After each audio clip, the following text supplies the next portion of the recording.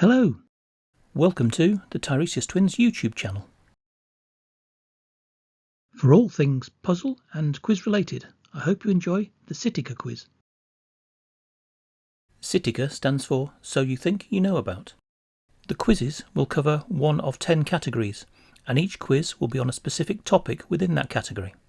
The categories are history, sport, music, science, film, literature, television, my worst subject, geography, nature, and finally, art. The category this time is history. The format for the quizzes will always be the same, 15 multiple choice questions with the answer following each question. The incorrect options can also provide some interesting facts which I hope you find appealing. So, you think you know about Tudor England? The specific quiz number will appear on the top left-hand corner of the quiz. This is quiz Z or Z1001 in the history category. Please keep a note of the quiz number and also note your score. You can log your score and see how you do month to month against both yourself and others. I'll explain how to go about logging your scores at the end of the quiz. Here we go, and the best of luck to you. Question 1. Who was Henry VIII's third wife? Was she A. Anne Boleyn, B. Anne of Cleves, C. Jane Seymour, or D. Catherine Parr? Your 6 seconds thinking time starts now.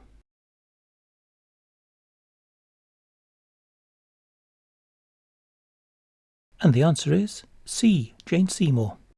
Jane was queen for only a year and a half, from May 1536 until her death in October 1537. She died 12 days after giving birth to her only son, and Henry's only legitimate male heir, the future Edward VI.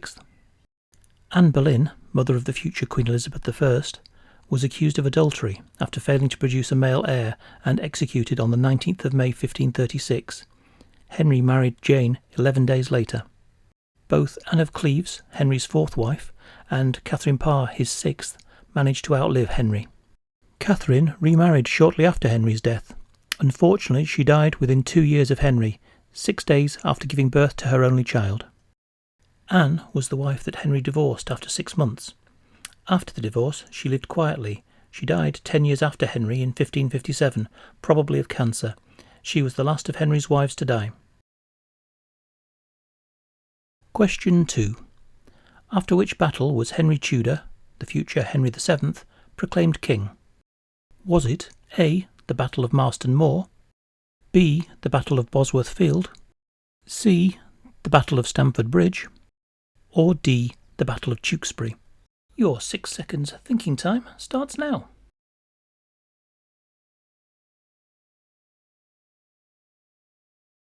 And the answer is B. Bosworth Field. The battle took place in August 1485. Henry defeated Richard III, who was killed, the last English monarch to die in battle. The Battle of Tewkesbury was another of the battles within the War of the Roses. It took place in 1471 and was a decisive Yorkist victory for King Edward IV and his brother Richard, Duke of Gloucester, the future Richard III. It brought a period of peace back to England until Edward's death in 1483. Although commonly referred to as just the English Civil War, with the King's Cavaliers against the Parliamentarian Roundheads, many battles throughout this period involved both Scottish and Irish fighters alongside their English counterparts. These UK-wide battles, just to offer a quick label, are referred to by historians as the War of the Three Kingdoms. Marston Moor, near York, was the largest battle during this period, taking place in 1644, with the Parliamentarian forces led by Lord Fairfax, together with the Earl of Leven's Covenanters, defeating those of the Royalists commanded by Prince Rupert of the Rhine, cousin of Charles I.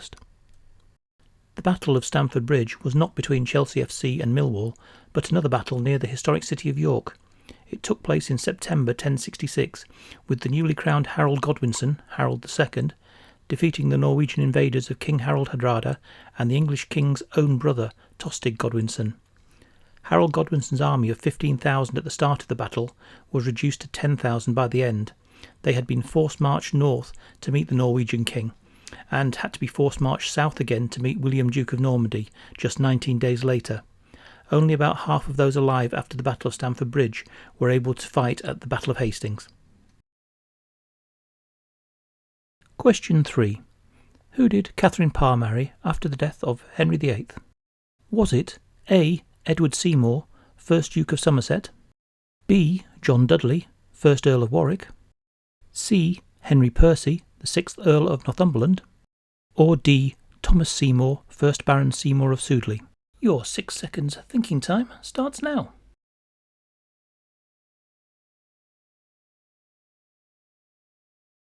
And the answer is D. Thomas Seymour, 1st Baron Seymour of Sudeley. Thomas and Catherine had already begun a romantic relationship in 1543, prior to Henry VIII's attention fixing on Catherine Parr. Their romance was rekindled on the king's death, and the couple were secretly married some 3 or 4 months later. Edward Seymour was elder brother to Thomas and to the late Queen Jane Seymour. He was made Lord Protector on Henry's death in order to assist his nephew, the 9-year-old Edward VI. John Dudley took over the role of Lord Protector, having urged the Privy Council to remove Edward Seymour. Dudley would eventually have Seymour executed for treason. Henry Percy is perhaps best remembered as the betrothed of Anne Boleyn, prior to the king's interest, of course. Question 4. In what year did the Spanish Armada sail for England? Was it A. 1558, B. 1568, C. 1578, or D. 1588? Your 6 seconds thinking time starts now.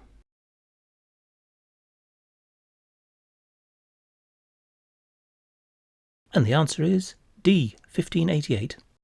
1558 was the year that Elizabeth ascended to the throne after the death of her half-sister Mary, who was married to Philip II, King of Spain.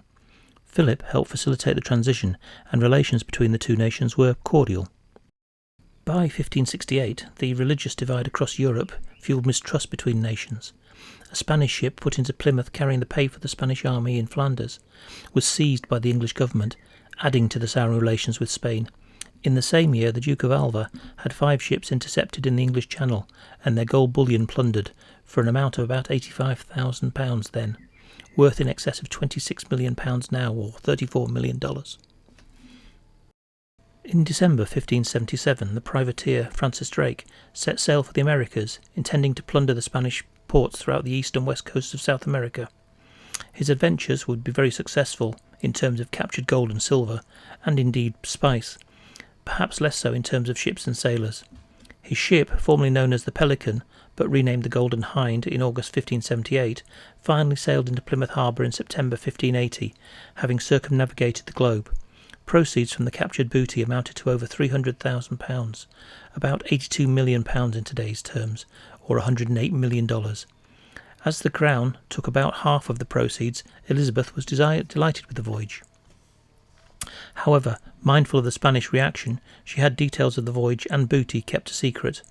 The constant plundering of Spanish gold and ships led to an era of open conflict with the Spanish and the start in 1585 of the Anglo-Spanish War. The Spanish-occupied Netherlands had been in rebellion since 1572. However, the assassination of William, Prince of Orange in 1584 helped persuade Elizabeth to send English troops to aid the rebellion, essentially a declaration of war on Spain. Philip II finally decided to invade England by means of a Spanish armada.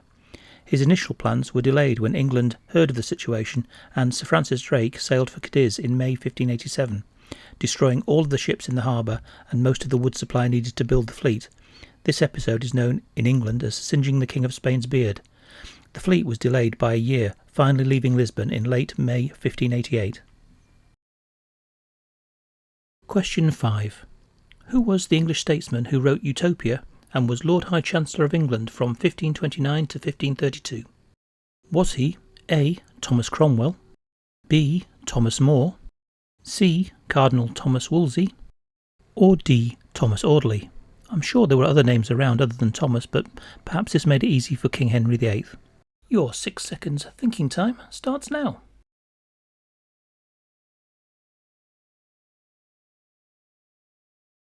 And the answer is B. Thomas More. Thomas More was a lawyer, judge, philosopher, author, statesman, theologian and Renaissance humanist.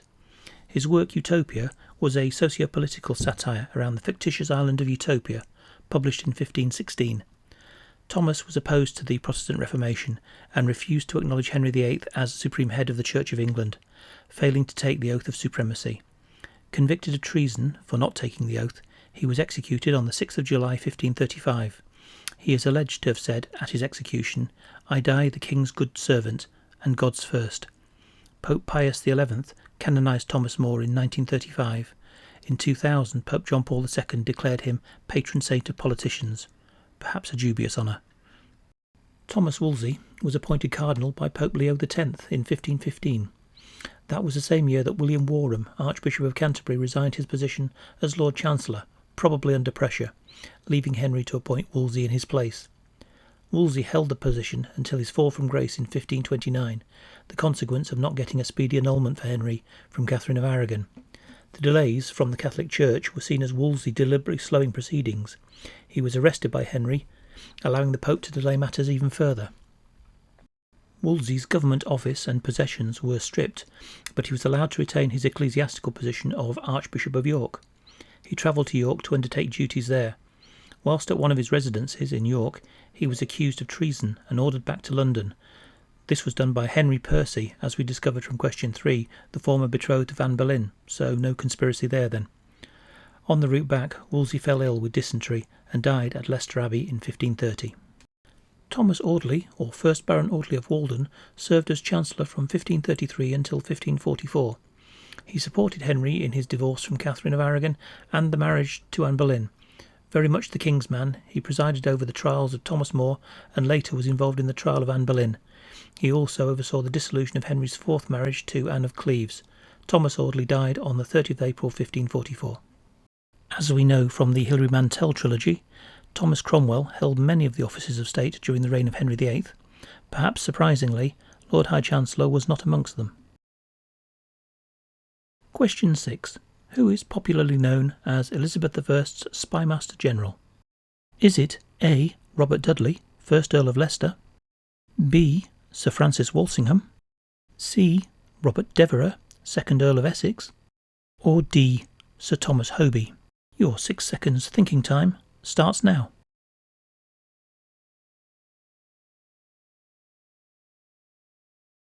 And the answer is B. Sir Francis Walsingham. Sir Francis Walsingham was Principal Secretary to Queen Elizabeth from 1573 until his death in 1590. A committed Protestant, during the reign of Mary I he lived in exile in Switzerland and northern Italy, returning on the accession of Elizabeth I. Walsingham served as English ambassador to France in the early 1570s and witnessed the St Bartholomew's Day massacres in 1572. Walsingham's ring of agents kept him very aware of Spanish preparations for invasion. Using this information, he was able to send Sir Francis Drake to Cadiz to singe the beard of the Spanish king.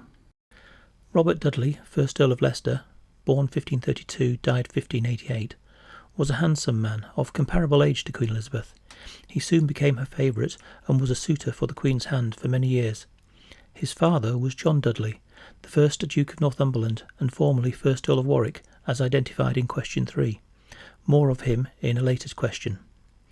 Leicester, as he was known, led the English campaign in support of the Dutch revolt against the Spanish from 1585 to 1587. He was also in charge of the land forces during the threatened invasion of Spain in 1588, inviting the Queen to speak to her troops at Tilbury, her famous speech, "I know I have the body of a weak, feeble woman, but I have the heart and stomach of a king, and of a king of England too." Quizzes of a certain vintage will no doubt be thinking stomach of a concrete elephant, recalling Miranda Richardson's performance as Queenie in the second series of Blackadder. Look out for a future TV quiz on the Blackadder series. Robert Dudley had not been in good health for some time, and less than a month after Elizabeth's Tilbury speech, Dudley died. Malaria and stomach cancer have been forwarded as possible causes. Competing with the Earl of Leicester, certainly towards the latter half of the 1580s, as Elizabeth's favourite, was Robert Dudley's stepson, Robert Devereux, 2nd Earl of Essex, Dudley having married Devereux's mother in 1578, when Devereux was only 13 years old, but already the Earl of Essex, inheriting the title on the death of his father, Walter Devereux, in 1576. Elizabeth was more than 30 years older than the 2nd Earl of Essex, but she enjoyed his company very much, and in 1587 replaced Leicester as Master of the Horse, giving the position to Essex. After Leicester's death, Elizabeth bestowed more honours and privileges to Essex. Essex was power-hungry, something his friend and confidant Francis Bacon warned him about. Offending the Queen and trying to interfere with her rule and wielding of power could prove disastrous. Essex did not take heed of this warning. After disobeying Elizabeth's orders in relation to taking part in conflicts like the English Armada in 1589, and humiliating defeats like the ill-fated Irish campaign in 1599, Elizabeth was displeased, and, on Essex's unsanctioned return from Ireland, she had him tried before the full council. This was the start of Essex's downfall, culminating in the almost comical Essex Rebellion, his treason trial and subsequent execution on the 25th of February 1601. Sir Thomas Posthumus Hoby was an English politician from 1589 to 1629. He was the younger son and namesake of the English ambassador to France and Elizabeth Cooke, daughter of the humanist Sir Anthony Cooke. Hoby was born after his father's death, hence the additional name Posthumus. Through his mother's lineage, he was related to William Cecil, Queen Elizabeth's Secretary of State, Hoby being a first cousin to Robert Cecil. Hoby was a Puritan. In 1600 he took legal action against several of his neighbours, alleging they had taken drink, played cards, ridiculed Puritanism, and threatened to ravish his wife. In 1609 he was again upset, alleging that Sir Richard Cholmondeley had aggravated him in the hope of provoking a duel. An historian of the period described Hoby as that most overbearing, touchy and resentful of Yorkshire magistrates. It has been suggested that the character of Malvolio in Shakespeare's Twelfth Night is based on Hoby, especially his court case, which is said to have inspired Scene 3, Act 2, in which Malvolio, which means ill will, is disturbed by drunken merrymaking. Question 7. During the reign of Mary I, which of the following clergymen was not one of the Oxford martyrs? Is the answer A. Thomas Cranmer, Archbishop of Canterbury, B. Nicholas Ridley, Bishop of London, C. Hugh Latimer, Bishop of Worcester, or D. William Barlow, Bishop of Bath and Wells? Your 6 seconds thinking time starts now.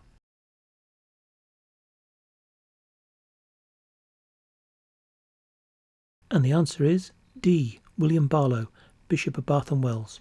When Mary acceded to the throne, Barlow was initially imprisoned in the Tower. He was finally released and became one of the many Marian exiles from Mary I's regime. He, like many, found refuge in Protestant parts of continental Europe. He returned to England under Elizabeth I and became the Bishop of Chichester. Latimer and Ridley were burned at the stake on the 16th of October 1555. They refused to accept the Catholic belief of transubstantiation, the changing of bread into the body of Christ. Cranmer was taken to a tower to watch the executions. Perhaps unsurprisingly, seeing the suffering he was about to endure, Cranmer made a series of recantations, something which, under canon law, should have seen him reprieved. Unfortunately, Mary was determined to hope to make an example of Cranmer, and so she pressed ahead with his execution for high treason. On the 21st of March 1556, the date of his execution, Cranmer was forced to make a final recantation, but this time in public, during a service at the University Church in Oxford. He wrote and submitted his speech for scrutiny. However, his actual speech was vastly different. He renounced his recantations and stated that the hand that had signed the recantations would be the first to suffer in the flames. He denounced the Pope, calling him the Antichrist. His dying words were, "Lord Jesus, receive my spirit. I see the heavens open and Jesus standing at the right hand of God." Granite setts forming a cross in the centre of the road outside the front of Balliol College is said to mark the site of the executions. There is also a martyr's memorial at the south end of St Giles's Church commemorating the events. Question 8. Perkin Warbeck was a pretender to the English throne during the reign of Henry VII. He claimed to be Richard of Shrewsbury, Duke of York, the younger of the two princes in the Tower. However, what other name did he go by? Was it A. Lambert Simnel, B. Ralph Wolford, C. Martin Black, or D. Piers Osbeck? Your 6 seconds thinking time starts now.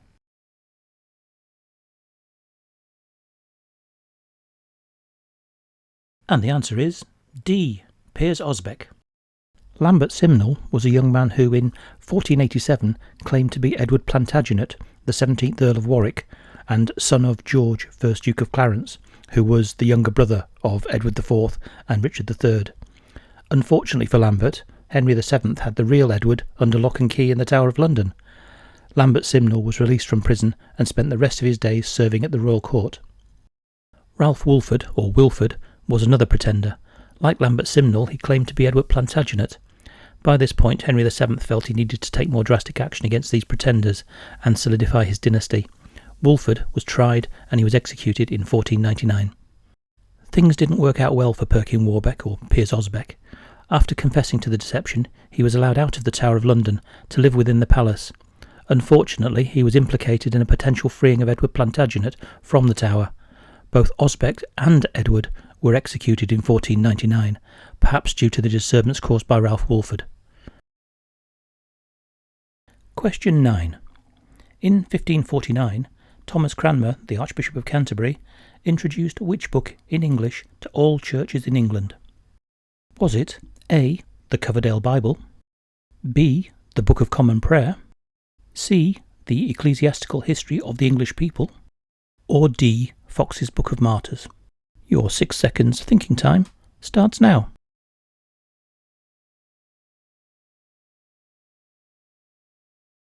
And the answer is B. the Book of Common Prayer. For the first time, parishioners heard morning or evening prayers, the litany, communion, even baptisms, marriage and funeral services in English rather than Latin. The 1549 version was revised and updated in 1552 by Cranmer, but was revoked when Mary I came to the throne in 1553. Elizabeth I's Parliament reintroduced the updated version with a few modifications in 1559. It is still in use today. The Ecclesiastical History of the English People was written by the Northumbrian monk, historian and scholar, the Venerable Bede, in about AD 730. Fox's Book of Martyrs was written by John Fox and published in 1563 by John Day. Indeed, Cranmer is included within Fox's Martyrs, the sacrifice of the Oxford martyrs being fresh in the memory only 7 or 8 years later. The Coverdale Bible was compiled by Miles Coverdale and published in 1535 during the reign of Henry VIII. It was the first complete modern English translation of the Bible. The original had been published on mainland Europe, although 2 years later it became the first complete Bible printed in England. It also carried the royal licence. By 1541, Henry VIII had ordered that Coverdale's Bible, in the form of the Great Bible, be available in all churches in England. Question 10. In support of her husband Philip II of Spain, Mary went to war with France. This resulted in the loss of which historic port, held since the time of William the Conqueror?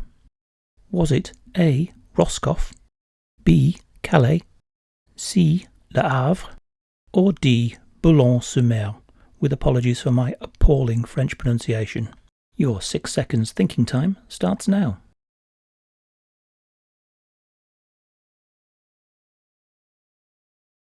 And the answer, of course, is B. Calais. Calais had been an important trading port for England, especially for the wool industry. Mary felt the loss of Calais deeply, the last English possession on mainland Europe. She was quoted as saying, though it may be apocryphal, "When I am dead and opened, you will find Calais lying in my heart." Question 11. Henry VIII. One of Henry's main accomplishments was the development of the Royal Navy. What was the name of the ship he had built and launched in 1514, then the largest warship in the world? Was she A. the Mary Rose, B. Henri Grâce-à-Dieu, C. the Regent, or D. Peter Pomegranate? Your 6 seconds thinking time starts now.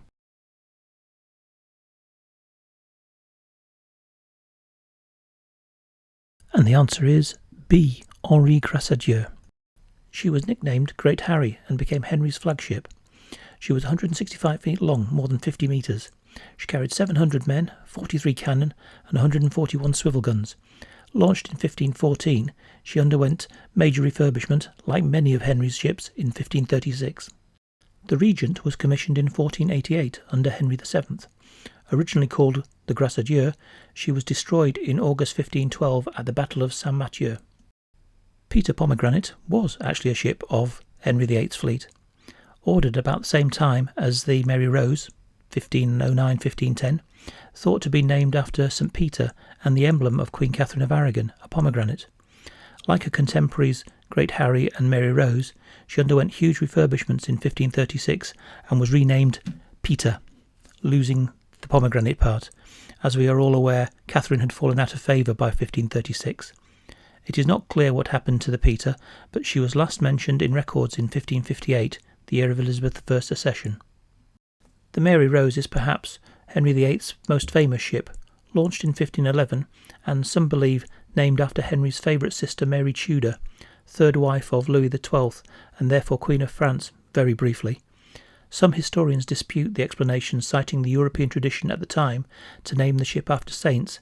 They believe the name to be in relation to the Virgin Mary, who is also associated with the Rosa Mystica, mystic rose. Like much of the English fleet, the Mary Rose underwent significant upgrades in 1536, adding an extra deck of gun placements. In July 1545, the Battle of the Solent took place, with the Mary Rose and Henri Gressadur involved, as well as the Peter, formerly the Peter Pomegranate. Historians debate how it happened, but the Mary Rose was lost. In 1982, the Mary Rose was raised and is now on display at the Portsmouth Historic Dockyard, with many well-preserved artefacts on display at the Mary Rose Museum. Question 12. William Shakespeare wrote the majority of his plays between 1590 and 1615, spanning the latter years of Elizabeth's reign and the beginning of the Stuart dynasty. Which of the options below was not written and performed during the Tudor dynasty? Is the answer A, The Merchant of Venice, B, The Tempest, C, A Midsummer Night's Dream, or D, Love's Labour's Lost? Your 6 seconds thinking time starts now.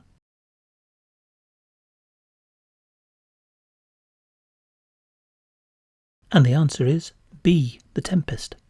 The Tempest was written in 1611, whilst the others were written between 1595 and 1597.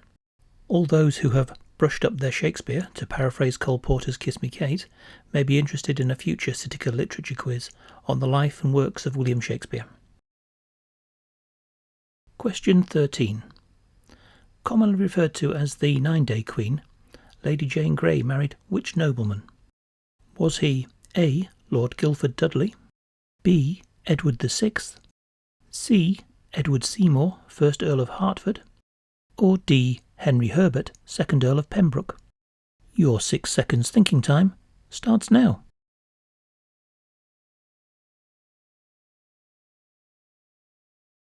And the answer is A, Lord Guildford Dudley. Lord Guildford Dudley was the second youngest surviving son of John Dudley, Duke of Northumberland, formerly 1st Earl of Warwick and Lord Protector for King Edward VI, as mentioned in question 3 of this SYTYKA quiz. He was the chief engineer for the accession of Lady Jane Grey, having married his son to the 16 or 17-year-old Jane, 6 weeks prior to Edward's death. The 18 or 19-year-old Guildford Dudley and his wife were both executed in 1554. Guildford's elder brother, Robert Dudley, would regain favour with the Tudors on the accession of Elizabeth, having much of the family land returned and bestowed the title of Earl of Leicester on him, as mentioned in question 6. Henry Herbert, 2nd Earl of Pembroke, was the nephew of Catherine Parr and Lady Jane Grey's brother-in-law, the Grey sisters having a double wedding, with the 15-year-old Henry marrying Jane's 12-year-old sister Catherine. After the failed attempt to claim the throne by the Dudleys, Henry Herbert's father sought to distance himself and his son from the Greys, and helped by Queen Mary I, had Henry's marriage to Catherine annulled in 1554. Just to add to the already interwoven aristocratic family ties, in 1577 Henry married his third wife, Mary Sidney, a renowned poet in her day, and daughter of Lady Mary Dudley, sister to Guildford Dudley and Queen Elizabeth's favourite, Robert Dudley, Earl of Leicester. Henry was 39, Mary was 16 years old. Lady Catherine Grey's story is equally fascinating, involving Edward Seymour, 1st Earl of Hertford, nephew of Jane Seymour, Henry VIII's third wife. Edward Seymour, 1st Earl of Hertford, was the second husband of Lady Catherine Grey, marrying in 1560, without getting the consent of Queen Elizabeth, and incurring her displeasure in the process, something that saw them both put in the Tower of London. Catherine was pregnant at the time and gave birth to their son Edward Lord Beauchamp. Also whilst in the Tower, she had a second child with the Earl, another boy, Thomas. Question 14. Henry Tudor's claim to the English throne was via his mother. What was her name? Was she A. Elizabeth Woodville, B. Lady Anne Neville, C. Lady Margaret Beaufort, or D. Margaret Beauchamp? Your 6 seconds thinking time starts now.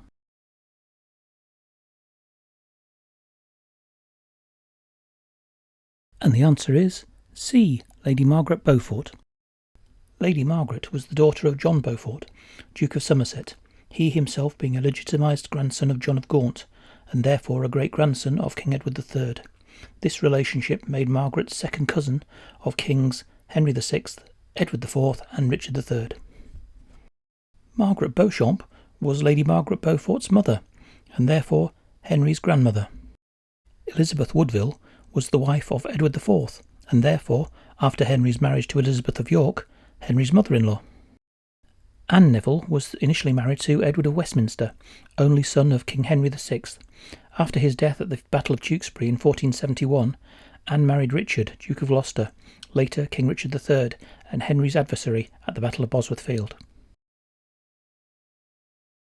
Question 15. After uncovering the Babington plot in 1586, Mary Queen of Scots was tried and found guilty. Where did her execution take place? Was it A. Tower Hill, B. Fotheringay Castle, C. Pontefract Castle, or D. Tower Green within the Tower of London? Your final 6 seconds thinking time starts now.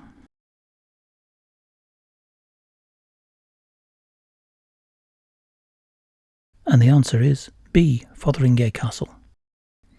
Mary spent much of her 18 years' imprisonment in England under the custody of the Earl of Shrewsbury. Elizabeth considered Mary a threat to her throne and confined Mary to Shrewsbury's properties in Tutbury Castle, Staffordshire, Sheffield Castle and Sheffield Manor Lodge in Yorkshire, Wingfield Manor in Derbyshire, and Chatsworth House in the Derbyshire Dales, all safe holdings away from the Scottish borders, away from London, and sufficiently inland to make a sea rescue difficult. Mary was moved to Fotheringay Castle in Northamptonshire to stand trial for treason. She was found guilty and executed on the 8th of February 1587, aged just 44. Tower Hill in London was the site of public executions, particularly for high-profile traitors and criminals. Executions of royalty and some English nobles took place within the Tower of London. Pontefract Castle in Yorkshire was famous for a number of sieges during the English Civil War in the mid-1600s, and is thought to be where the deposed King Richard II died, perhaps of forced starvation, about 1400 CE. Well, that's it. Thank you for playing this SYTYKA quiz. I hope you enjoyed it and found some of the answers, and indeed the explanations of the incorrect options, at least quite interesting. The Tudor dynasty came to an end in 1603, but more than 400 years later it still holds a fascination for many, myself included. There were some tough questions in there. I think even some of the great historians like Lucy Worsley, Susanna Lipscomb and Kate Williams would have struggled with a couple of them. Really, I should have said Dr. Lucy Worsley OBE, Professor Susanna Lipscomb and Professor Kate Williams, although they don't use their titles. If they were men, they certainly would have done. If you scored 8 or more, very well done. Don't forget to keep a note of your score and the SYTYKA quiz number. This one is Z1001. This was one of the trickier quizzes, 1.3 on the Tiresias scale. I hope you enjoyed playing it, and indeed it added to your knowledge of Tudor England. This quiz was in the history category. Look out for further quizzes in this category, or stretch your knowledge to include sport, music, science, film, literature, television, geography, nature or art. You may want to know, how am I doing with the SYTYKA quiz against others? Well, you can find out by following this simple process. It's also given in the description under this YouTube video. Number 1. Please subscribe to the channel. Number 2. In order to register your name, click on the register link in the description. You only have to do this once. Number 3. Register a unique name for yourself. Please, nothing rude or offensive to others. Number 4. Receive an email back confirming your quizzing name and allocating you a unique Tiresias twins number. Number 5. Use your registered name and Tiresias number on the score input form in the description. You can also record the quiz completed and your score. As you complete more of the quizzes, you can see your average and ranking against others. The next history quiz will be Z1002 on the Second World War. Please hit the notification bell to be alerted as soon as it's posted.